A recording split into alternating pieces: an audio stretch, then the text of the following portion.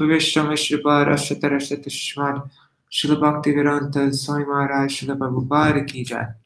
Nityalapa Vishram Vishrupada Ashtarashta Shmad Srila Bhaktivedanta Bhakti Vigyan Keshav Goswami Maharaj Ki Jai. Nityalapa Vishram Vishrupada Ashtarashta Shmad Srila Bhakti Siddhanta Saraswati Goswami Prabhupada Ki Jai. Nityalapa Vishram Mahabhagavat Srila Gokshara Babaji Maharaj Ki Jai. Nityalapa Vishra Srila Satchidananda Bhakti Vinod Thakur Ki Jai. Nityalapa Vishra Vaishnav Sarvabhauma Srila Jagannath Das Babaji Maharaj Ki Jai. Shri Rupa Gauriya Guru Varga Ki Jai. Shri Rupa Sanatan Bhatta Raghunath Shri Jeev Gopal Patadashaganath Shara Goswami Prabhu Ki Jai. Shri Sarup Damodar Rai Ramanandari Shri Gaur Parshad Vrinda Ki Jai. Nama Srila Haridas Thakur Ki Jai. प्रेम से कहो श्री कृष्ण चैतन्य प्रभु नित्यानंद श्री अद्वैत गदाधर शिवासरी गौर भक्त वृंद की जय। श्री क्षेत्र मंडल गौर मंडल ब्रज मंडल मथुर वृंदावन धाम की जय। सर्व अविश्य विराट गिरिराज महाराज की जय। श्री राधा कुंज श्याम कुंज की जय। श्री मुनि देवी गंगा देवी की जय। श्री तुलसी महारानी वृंद देवी की जय। श्री भक्ति देवी की जय। श्री पूर्णमासी योग माई की जय। श्री गोपेश्वर महादेव की जय। श्री हरि नाम संकीर्तन की जय। अनंत कोटि वैष्णव वृंद की जय। समागत गौर भक्त वृंद की जय। श्री निताय गौर प्रेमानंदे हरि हरि बोल। Pranams Krishna Karshini and Resishwari Mataji Hari Bol.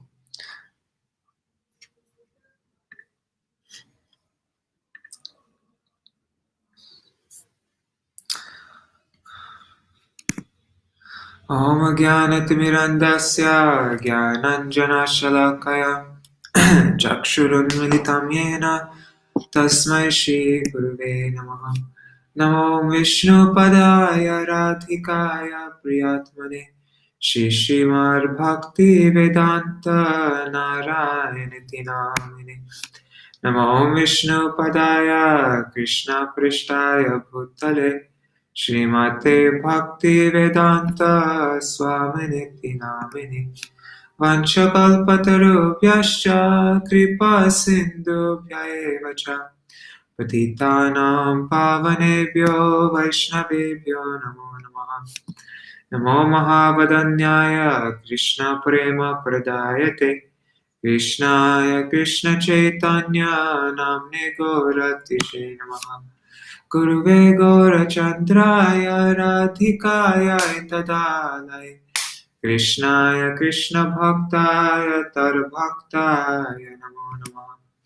Yam Pravrajantam Anupetam Apeta Krityam Dvaipayana Virahakatara Ajuhava Putreti Tanmayataya Taravo Bhinedu Stam Sarva Bhuta Hridaya Munimanatosmi Narayanam Namaskritya Narang Chaiva Narottamam Devim Saraswatim Vyasam Tato Jayamudhirayet. Shrinvatang Swakata Krishna Punya Shravana Kirtana Hridantasto Yapatrani Vidhunoti Suhritsatam Nashta Prayesh Babadreshu Nityam Bhagavata Sevaya Bhagavatuttama Shloke Bhaktir Bhavati Naishtaki Tavai Vasmi Na Jivami Tvaya Vina Iti Vigyaya Radhe Tvam Nayamam Charanantikam Bhakta Vihina Aparada Lakshai Kshiptascha Kama Titarangamati Kripa Maitam Sharanam Prapanna Vrinde Namaste Charanaravindam Parashi Krishna Chaitanya Prabhu Nityananda Shri Advaita Gadadhar Shivasari Gaur Bhakta Vrinda. Hare Krishna Krishna Krishna Hare Hare Hare Ram Rama Rama Hare Hare.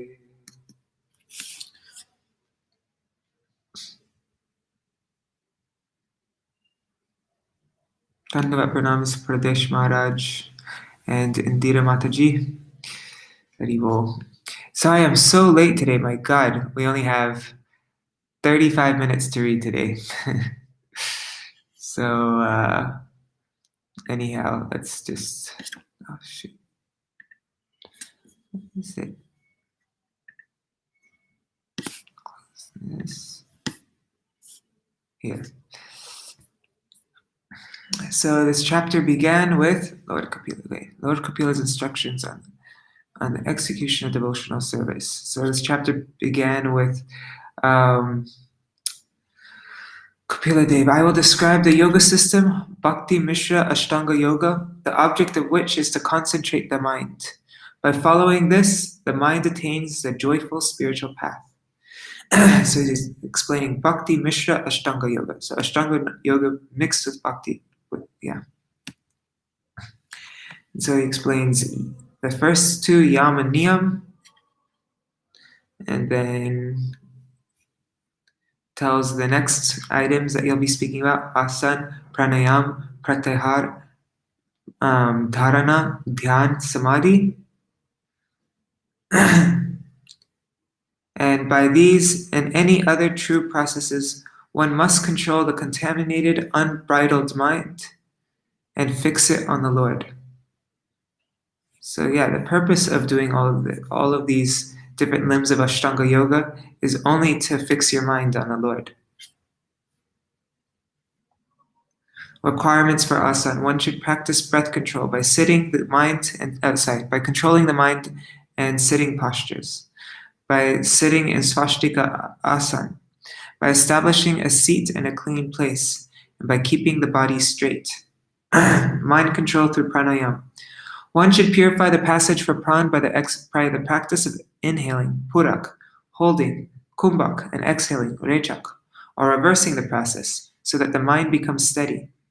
Very soon the mind of such a yogi becomes pure, just as gold becomes pure when put into fire and fanned with air. Effects of the practicing of pranayam. Pranayam destroys the doshas in the body. Dharana destroys sins. Pratyahara frees one from material association with sense objects. Dhyāna frees one from the modes.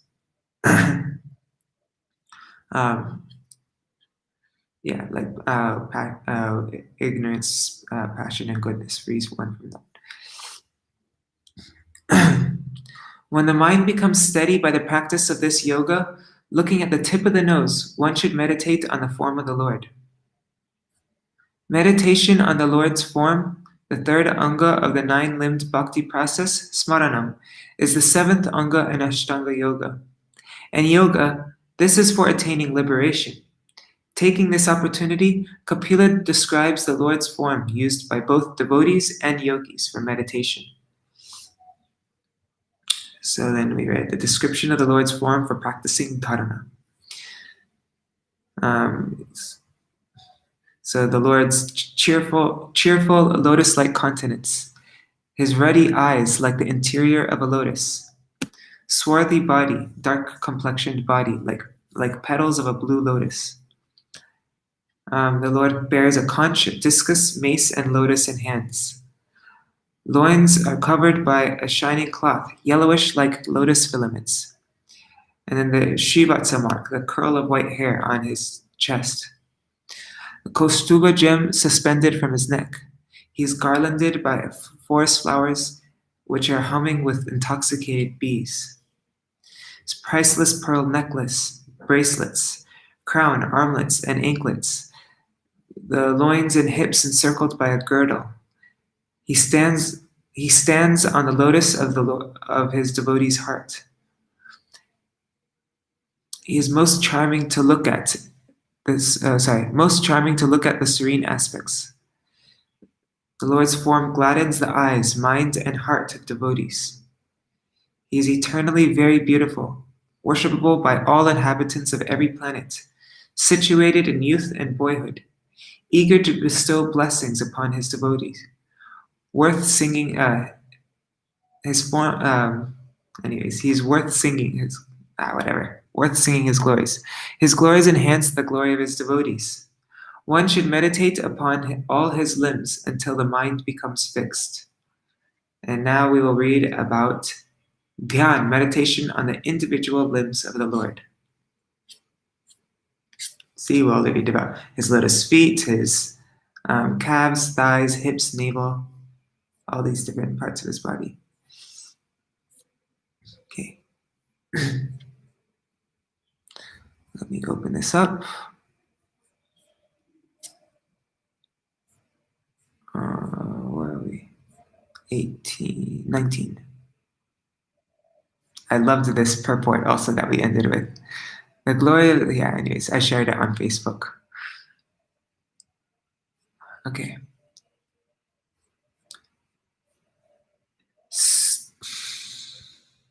Stitam vrajantam shayanam vaguhashayam prekshaniye hitam dhyayech chudabhavena chetasa. Thus, always merged in devotional service, the yogi visualizes the Lord standing, moving, lying down, or sitting within him. For the pastimes of the Supreme Lord are always beautiful and attractive.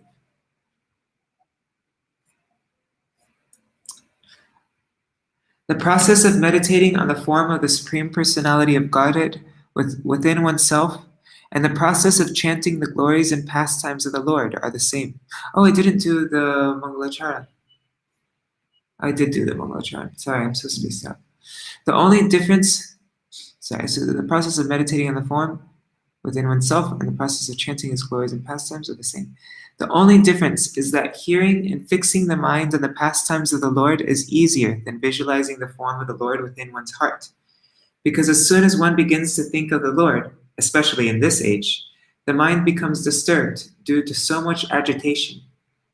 The process of seeing the Lord within the mind is interrupted. And due to so much agitation, the process of seeing the Lord within the mind is interrupted. When there is sound vibrated, praising the transcendental pastimes of the Lord, however, one is forced to hear. That hearing process enters into the mind, and the practice of yoga is automatically performed. For example, even a child can hear and derive the benefit of meditating on the pastimes of the Lord simply by listening to a reading from the Bhāgavatam that describes the Lord as he is going to the pasturing ground with his cows and friends. Hearing includes applying the mind. In this age of Kali Yuga, Lord Chaitanya has recommended that one should always engage in chanting and hearing Bhagavad Gita. The Lord also says that the Mahatmas, or great souls, always engage in the process of chanting the glories of the Lord, and just by hearing, others derive the same benefit. Yoga necessitates meditation on the transcendental pastimes of the Lord, whether he is standing, moving, lying down, etc. Tasme labda padam chitam sarvavayava sanstitam vilakshay katra samyujyar ange bhagavato muni. In fixing his mind on the eternal form of the Lord, the yogi should not take a collective view of all his limbs, but should fix the mind on each individual limb of the Lord. Purport. The word muni is very significant. Muni means one who is very expert in mental speculation or in thinking, feeling, and willing. He is not mentioned here as a devotee or yogi. Those who try to meditate on the form of the Lord are called munis, are less intelligent, whereas those who render actual service to the Lord are called bhakti yogis. The thought process described below is for the education of the muni. In order to convince the yogi that the absolute truth, our Supreme Personality of Godhead, is never impersonal at any time, the following verses prescribe observing the Lord in his personal form, limb after limb. To think of the Lord as a whole may sometimes be impersonal. Therefore, it is recommended here that one first think of his lotus feet, then his ankles, then the thighs, then the waist, then the chest, then the neck, then the face, and so on. One should begin from the lotus feet and gradually rise to the upper limbs of the transcendental body of the Lord. Sanchintayir bhagavatas charanaravindam vajrankusha dvajasororuhalanchanardyam Utunga rakta vilasam nakachakravala Jyotsna Pirahatamaha Dridayandakaram. The devotee should first concentrate his mind on the Lord's lotus feet, which are adorned with marks of a thunderbolt, a goad, a banner, and a lotus. The splendor of their beautiful ruby nails resemble the orbit of the moon and dispel the thick gloom of one's heart. Purport. The Mayavadi says that because one is unable to fix his mind on the impersonal existence of the Absolute Truth, one can imagine any form he likes and fix his mind on that imaginary form. But such a process is not recommended here. Imagination is always imagination and results only in further imagination. A concrete description of the eternal form of the Lord is given here. The Lord's soul is depicted with distinctive lines resembling a thunderbolt, a flag, a lotus flower, and a goad. The luster of his toenails, which are brilliantly prominent, resembles the light of the moon. If a yogi looks upon the marks of the Lord's soul and on the blazing brilliance of his nails, then he can be freed from the darkness of ignorance in material existence. This liberation is not achieved by mental speculation, but by seeing the light emanating from the lustrous toenails of the Lord. In other words, one has to fix his mind first on the lotus feet of the Lord if he wants to be freed from the darkness of ignorance in material existence. Yachocha nisrita sarit pravarodakena tirtena murdnati kritena shiva shivo bhut dhyaturmana shamala shaila nishrishta vajram dhyayech chiram bhagavatas charanaravindam. The blessed Lord Shiva becomes all the more blessed by bearing his head on the holy waters of the Ganges, which has its source in the water washed the Lord's lotus feet. The Lord's feet act like thunderbolts, hurled to shatter the mountain of sin stored in the mind of the meditating devotee. One should therefore meditate on the lotus feet of the Lord for a long time. In this verse, the position of Lord Shiva is specifically mentioned. The Purpose suggests that the Absolute Truth has no form, and that one can therefore equally imagine the form of Vishnu, or Lord Shiva, or the goddess Durga, or their son Ganesh. But actually, the Supreme Personality of Godhead is the Supreme Master of everyone. In the Chaitanya Charitamrita, Adi 5.142, it is said, Ekale Ishvara Krishna Ar Sabhaprita. The Supreme Lord is Krishna, and everyone else, including Lord Shiva and Lord Brahma, not to mention other demigods, is a servant of Krishna. The same principle is described here. Lord Shiva is important because he is holding on his head the holy Ganges water, which has its origin in the foot wash of Lord Vishnu. In the Hari Bhakti Vilas by Sanatana Goswami, it is said that anyone who puts the Supreme Lord and the demigods, including Lord Shiva and Lord Brahma, on the same level, at once becomes a Pashandi, or an atheist. We should never consider that the Supreme Lord Vishnu and the demigods are on equal footing. Another significant point of this verse is that the mind of the conditioned soul, on account of its association with the material energy from time immemorial, contains heaps of dirt in the form of desires to lord it over material nature. This dirt is like a mountain, but a mountain can be shattered when hit by a thunderbolt. Meditating on the lotus feet of the Lord acts like a thunderbolt on the mountain of dirt in the mind of the yogi. If a yogi wants to shatter the mountain of dirt in his mind, he should concentrate on the lotus feet of the Lord and not imagine something void or impersonal.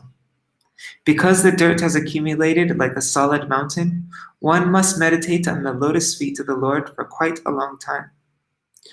For one who is accustomed to thinking of the lotus feet of the Lord constantly, however, it is a different matter. The devotees are so fixed on the lotus feet of the Lord that they do not think of anything else.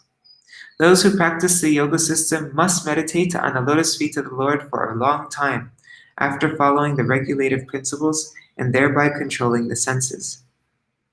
It is specifically mentioned here, Bhagavatash Charanaravinda. One has to think of the lotus feet of the Lord. The Mayavadis imagine that one can think of the lotus feet of Lord Shiva or Lord Brahma, or the goddess Durga to achieve liberation, but this is not so. Bhagavata is specifically mentioned. Bhagavata means of the Supreme Personality of Godhead Vishnu, and no one else. Another significant phrase in this verse is Shiva Shivo Bhut. By his constitutional position, Lord Shiva is always great and auspicious. But since he has accepted on his head the Ganges water, which emanated from the lotus feet of the Lord, he has become even more auspicious and important. The stress is on the lotus feet of the Lord. A relationship with the lotus feet of the Lord can even enhance the importance of Lord Shiva, what to speak of other ordinary living entities. Janodvayam jalajalochanaya jananya Lakshma kilasya suravanditaya vidhatu Urvor nidhaya karapalavarochishayat Sanglalitam hriti vibhor abhavasya kuryat. The yogi should fix in his heart the activities of Lakshmi, the goddess of fortune, who is worshipped by all demigods and is the mother of the Supreme Person Brahma. She can always be found massaging the legs and thighs of the Transcendental Lord, very carefully serving him in this way. Purport. Brahma is appointed the Lord of the universe. Because his father is Garbhadakshay Vishnu, Lakshmi, the goddess of fortune, is automatically his mother. Lakshmiji is worshipped by all demigods and by the inhabitants of other planets as well. Human beings are so eager to receive favor from the goddess of fortune. Lakshmi is always engaged in massaging the legs and thighs of the Supreme Personality of Godhead Narayan, who is lying on the ocean of Garbha within the universe. Brahma is described here as the son of the goddess of fortune, but actually he was not born of her womb. Brahma takes his birth from the abdomen of the Lord himself. A lotus flower grows from the abdomen of Garbhadakshay Vishnu, and Brahma is born there. Therefore, Lakshmiji's massaging of the thighs of the Lord should not be taken as the behavior of an ordinary wife. The Lord is transcendental to the behavior of the ordinary male and female. The word abhavasya is very significant, for it indicates that he could produce Brahma without the assistance of the goddess of fortune. Since transcendental behavior is different from mundane behavior, it should not be taken that the Lord receives service from his wife just as a demigod or a human being might receive service from his wife. It is advised here that the yogi always keep this picture in his heart. The devotee always thinks of his relationship between Lakshmi and Narayan. Therefore, he does not meditate on the mental plane as impersonalists and voidists do. Bhava means one who accepts a material body, and abhava means one who does not accept a material body, but descends in the original spiritual body. Lord Narayan is not born of anything material. Matter is generated from matter, but he is not born of matter. Brahma is born after the creation, but since the Lord existed before the creation, the Lord has no material body. Just see if there are any comments. No. Uru Suparna Bhujayoradisho Bhamana Ojo Nidhi Atasika Kusamavabhaso Vyalambipita Varavasasi Vartamana Kanchi Kalapa Parirambi Nitamba Bimbam. Next, the yogi should fix his mind in meditation on the personality of Godhead's thighs, the storehouse of all energy. The Lord's thighs are whitish blue, like the luster of the linseed flower, and appear most graceful when the Lord is carried on the shoulders of Garuda. Also, the yogi should contemplate his rounded hips, which are encircled by a girdle that rests on the exquisite yellow silk cloth that extends down to his ankles. Purport. The personality of Godhead is the reservoir of all strength, and his strength rests on the thighs of his transcendental body. His whole body is full of opulences, all riches, all strength, all fame, all beauty, all knowledge, and all renunciation. The yogi is advised to meditate upon the transcendental form of the Lord, beginning from the soles of the feet, and then gradually rising to the knees, to the thighs, and finally arriving at the face. The system of meditating on the Supreme Personality of Godhead begins from his feet. The description of the transcendental form of the Lord is exactly represented in the Archa Vigraha, the statue in the temples. Generally, the lower part of the body of the statue of the Lord is covered with yellow silk. That is the Vaikuntha dress, or the dress the Lord wears in the spiritual sky. This cloth extends down to the Lord's ankles. Thus, since the yogi has so many transcendental objectives on which to meditate, there is no reason for his meditating on something imaginary, as is the practice of the so-called yogis whose objective is impersonal. Naviradam Bhuvanakosha Guhodarastam Yatratma Yoni Dishana Kila Yoga Parman Vyudam Hare Manivrishastana Yoramushya Dhyaye Dvayam Visharahara Mayuka Goram.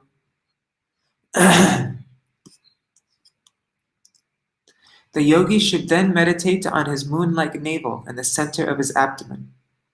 From his navel, which is the foundation of the entire universe, sprang the lotus stem containing all the different planetary systems. The lotus is the residence of Brahma, the first created being. In the same way, the yogi should concentrate his mind on the Lord's nipples, which resemble a pair of most exquisite emeralds, and which appear whitish because of the rays of the milk-white pearl necklaces adorning his chest. Purport. The yogi is advised next to meditate upon the navel of the Lord, which is the foundation of all material creation. Just as a child is connected to his mother by the umbilical cord, so the firstborn living creature, Brahma, by the supreme will of the Lord, is connected to the Lord by a lotus stem. In the previous verse, it was stated that the goddess of fortune, Lakshmi, who engages in massaging the legs, ankles, and thighs of the Lord, is called the mother of Brahma. But actually, Brahma is born from the abdomen of the Lord, not from the abdomen of his mother. These are the inconceivable conceptions of the Lord, and one should not think materially. How can the father give birth to a child? It is explained in the Brahma Samhita that each limb of the Lord has the potency of every other limb, because everything is spiritual. His parts are not conditioned. The Lord can see with his ears. The material ear can hear but cannot see.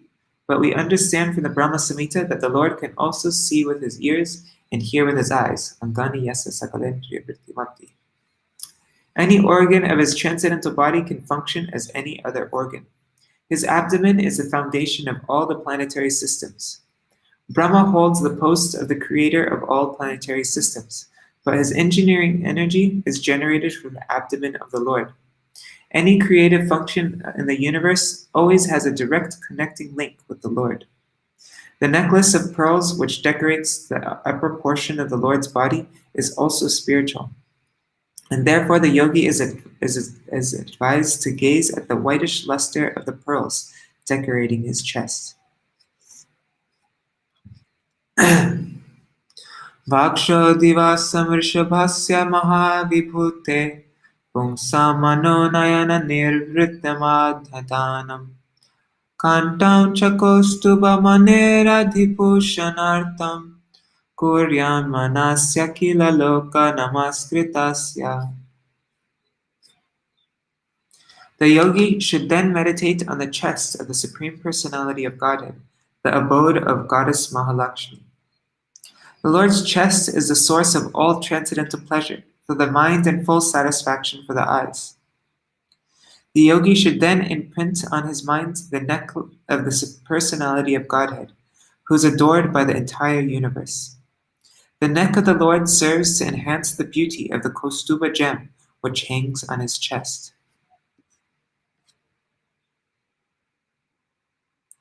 Purport. In the Upanishads, it is said that the various energies of the Lord are working to create, destroy, and maintain. These inconceivable varieties of energy are stored in the bosom of the Lord. As people generally say, God is all-powerful. That prowess is represented by Mahalakshmi, the reservoir of all energies, who is situated on the bosom of the transcendental form of the Lord. The yogi who can meditate perfectly on that spot on the transcendental form of the Lord can derive many material powers, which comprise the 8 perfections of the yoga system.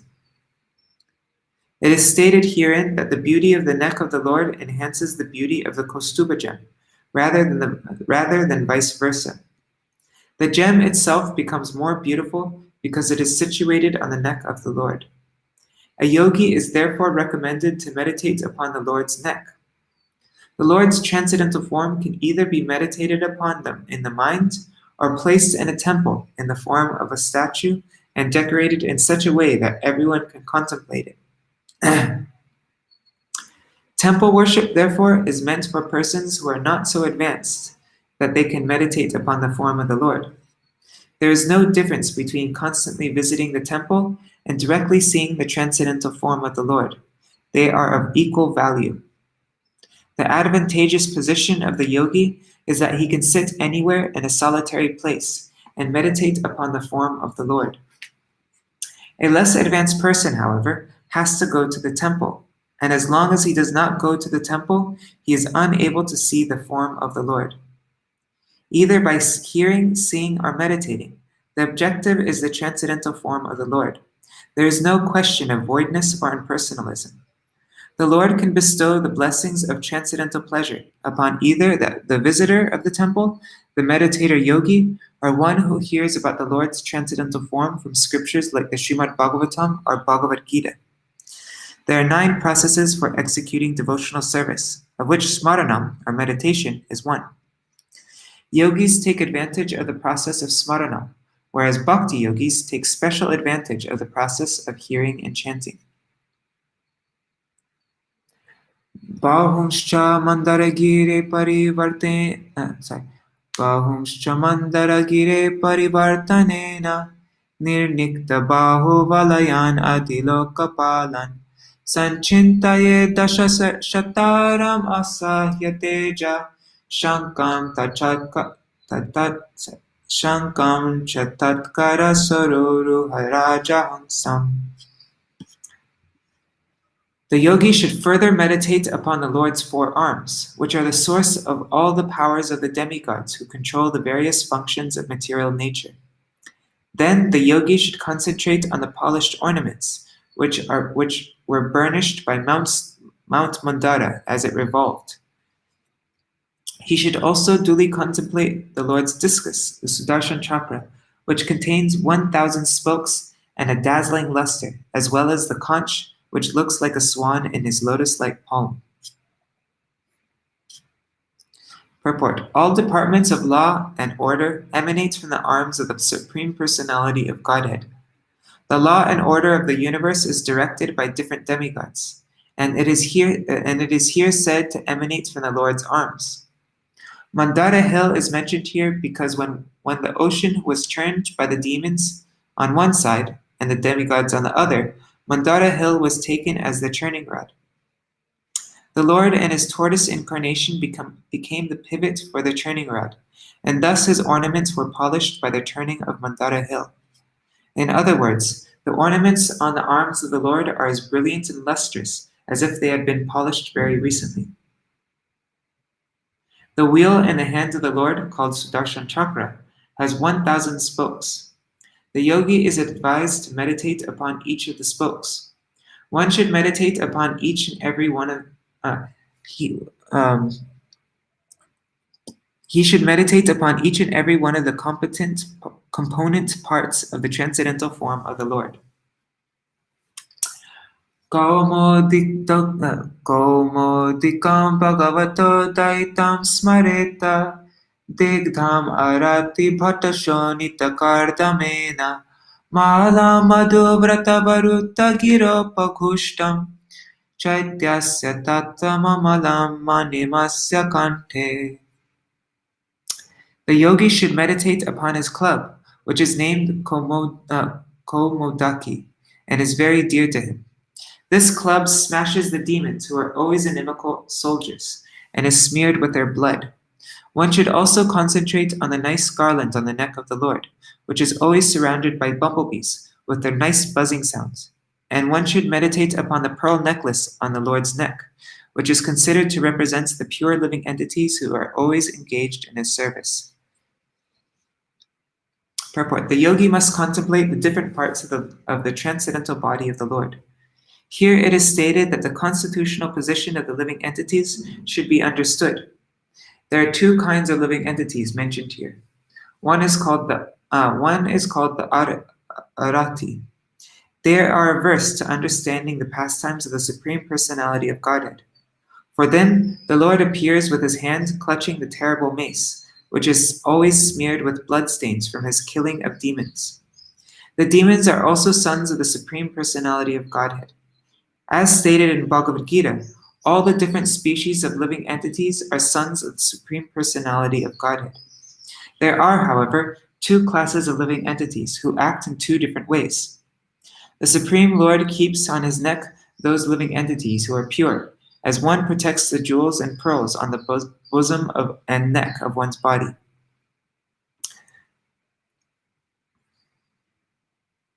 Those living entities in pure Krishna consciousness are symbolized by the pearls on his neck. Those who are demons and are inimical towards the pastimes of the Supreme Personality of Godhead are punished by his mace, which is always smeared with the blood of such fallen living entities. The club of the Lord is very dear to him because he uses this instrument to smash the bodies of the demons and mix their blood. As mud is needed with water and earth, as mud is needed with water and earth, so the earthly bodies of the enemies of the Lord, or the atheists, are smashed by the club of the Lord, which becomes muddied with the blood of such demons. Okay. That was a violent description.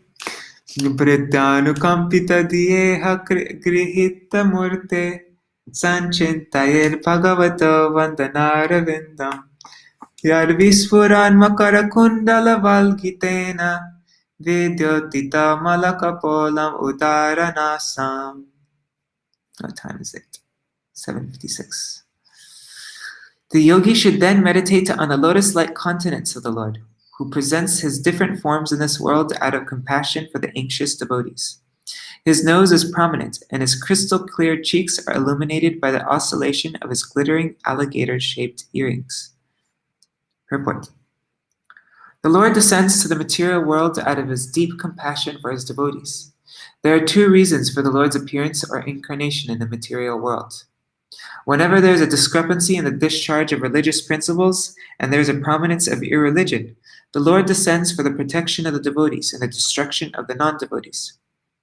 When he appears, his main purpose is to give solace to his devotees. He does not have to come himself to destroy the demons, for he has many agents. Even the external energy Maya has sufficient strength to kill them. But when he comes to show compassion to his devotees, he kills the non-devotees as a matter of course. The Lord appears in the particular form loved by a particular type of devotee. There are millions of forms of the Lord, but they are one absolute. As stated in the Brahma Samhita, Advaitam Achyutam Anade Mananta Rupam, all the different forms of the Lord are one, but some devotees want to see him in the form of Radha and Krishna. Others prefer to see him as Sita and Ramachandra. Others would see him as Lakshmi Narayan, and others want to see him as four-handed Narayan, Vasudeva. The Lord has innumerable forms, and he appears in a particular form as preferred by a particular type of devotee. A yogi is advised to meditate upon the forms that are approved by devotees. A yogi cannot imagine a form for meditation. These so-called yogis who manufacture a circle or a target are engaged in nonsense. Actually, a yogi must meditate upon the form of the Supreme Personality of Godhead that has been experienced by the Lord's pure devotees. Yogi means devotee. Yogis who are not actually pure devotees follow in the footsteps of devotees. It is especially mentioned here that the yogi should meditate upon the form which is thus approved. He cannot manufacture a form of the Lord. I don't think we're going to be able to finish. It's too much to read to get to 33. I'll just read one more verse. I'll read this one. Yatri Niketamalebi Parisevyamana Bhuttya Swaya Kutila Kuntala Vrinda Jushtam Meena Dvayashrayam Adhikshi Parabjanetram Dhyayen Manomayam Atandrita Ulasarbhru. The yogi then meditates upon the beautiful face of the Lord, which is adorned with curly hair and decorated by lotus-like eyes and dancing eyebrows. A lotus surrounded by swarming bees and a pair of swimming fish would be put to shame by its elegance. Purport. One important statement here is Dhyāna Manomayam. Manomayam is not imagination. Impersonalists think that the yogi can imagine any form he likes, but as stated here, the yogi must meditate upon the form of the Lord which is experienced by devotees. Devotees never imagine a form of the Lord. They are not satisfied by something imaginary. The Lord has different eternal forms. Each devotee likes a particular form and thus engages himself in the service of the Lord by worshipping that form. The Lord's form is depicted in different ways according to the scriptures. As already discussed, there are 8 kinds of representations of the original form of the Lord. These representations can be produced by the use of clay, stone, wood, paint, sand, etc., depending on the resources of the devotee. Manomayam is a carving of the form of the Lord within the mind.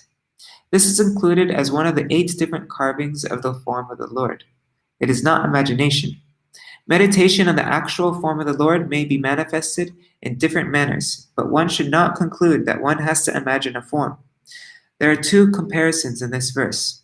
First, the Lord's face is compared to a lotus, and then his black hair is compared to the humming bees swarming around the lotus, and his 2 eyes are compared to 2 fish swimming about. A lotus flower on the water is very beautiful when surrounded by humming bees and fish. The Lord's face is self-sufficient and complete. His beauty defies the natural beauty of a lotus. So we'll read 30. We'll finish this description of what the yogi should contemplate in tomorrow and finish the chapter also.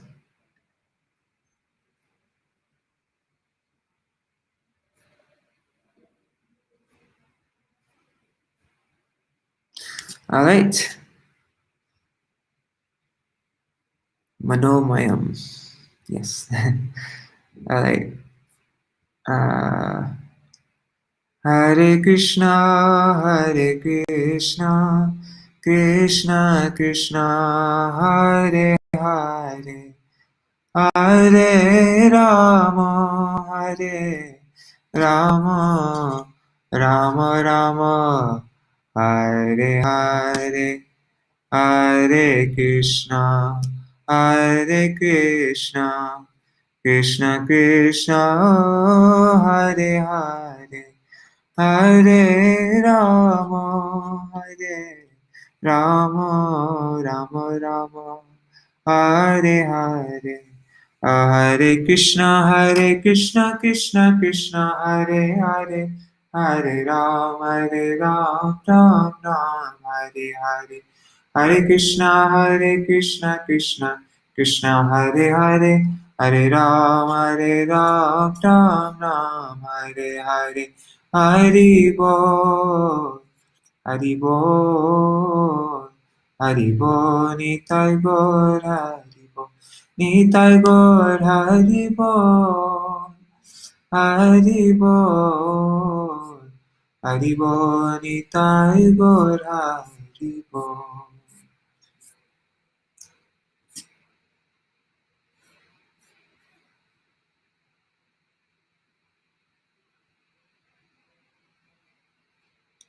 All right. So also tomorrow is it's the appearance day of Srila Bhakti Siddhanta Saraswati Goswami Prabhupada. So I'll just quickly finish that description of the Lord's form. And then I will read about Srila Bhakti Siddhanta Saraswati Thakur. And then the day after tomorrow, I'll finish the chapter. All right. Jai Shishi Guru Gauranga Gandharvika Giridhari Shishi Radha Vinod Bihari Juki Jai Shri Govinda Gopinath Madan Mohan Juki Jai Nitil Vishnu Vishnupad Ashatara Shata Shishmad Shila Bhakti Vedanta Narayan Goswami Maharaj Shila Gurudev Ki Jai Nitil Vishnu Vishnupad Ashatara Shata Shishmad Shila Bhakti Vedanta Vaman Goswami Maharaj Ki Jai Nitil Vishnu Vishnupad Ashatara Shata Shishmad Shila Bhakti. Oh, it's today, you guys. Nitil Vishnu Vishnupad Ashtatarashatashmad Shila Bhakti Vedanta Swami Maharaj Shila Prabhupada Ki Jai. Nitil Vishnu Vishnupad Ashtatarashatashmad Shila Bhakti Pragyan Keshav Gosai Maharaj Ki Jai. Nitil Vishnu Vishnupad Ashtatarashatashmad Shila Bhakti Siddhanta Saraswati Gosai Prabhupada Ki Jai. And for those in Vrindavan, Tadiya Shubha Avirbhav Titi Ki Jai. Nitil Vishnu Vishnupad Ashtatarashatashmad Shila Bhakti, Shila Gorkshura Swabji Maharaj Ki Jai. Nitila Pravishta Shiv Sachidananda Bhakti Vinod Thakur Ki Jai. Nitila Pravishta Vaishnav Sarvabhauma Shila Jagannath Das Babaji Maharaj Ki Jai. Shri Rupa Navagorya Guru Varga Ki Jai. Shri Rupa Sanatan Bhatta Raghunath Shri Jiva Gopal Patadash Raghunath Shara Gosai Prabhu Ki Jai. Shri Sarup Damodar Rai Ramanandari Shri Gorpa Shada Vrinda Ki Jai. Namachay Shri Hairas Thakur Ki Jai. Prem Se Kaho Shri Krishna Chaitanya Prabhu Nityananda Shri Advaita Gadadhar Shivasari Gaur Bhakta Vrinda Ki Jai. Shikshetra Mandala Gora Mandala Vaja Mandala Mathura Vrindavan Dham Ki Jai. Sarva Abhishta Bharata Giriraj Maharaj Ki Jai. Shri Radha Kun Shama Kun Ki Jai. Shri Mona Devi Ganga Devi Ki Jai. Shri Tulsi Maharani Vrinda Devi Ki Jai. Shri Bhakti Devi Ki Jai. Shri Purnamasi Yoga Maya Ki Jai. Shri Gopeshwar Mahadev Ki Jai. Shri Harinam Sankirtan Ki Jai. Ananta Koti Vaishnava Vrinda Ki Jai. Samagata Gaur Bhakta Vrinda Ki Jai. Shri Nitai Gaur Premanande Hari Hari Gaur. Grantaraj Śrīmad-Bhāgavatam Ki Jai.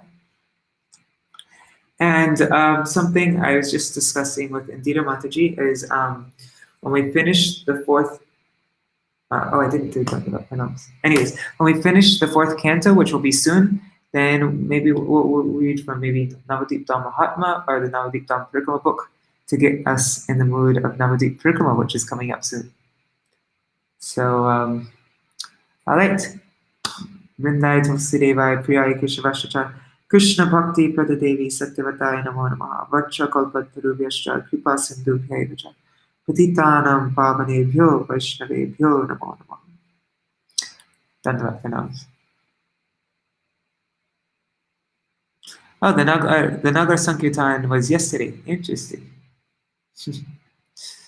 All right. See you all tomorrow. Hari Bol.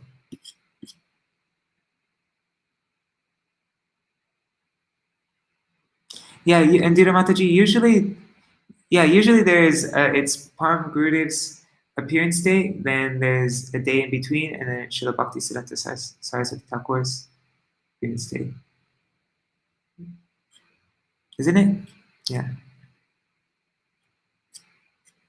All right, Hari Bol, I'm signing off.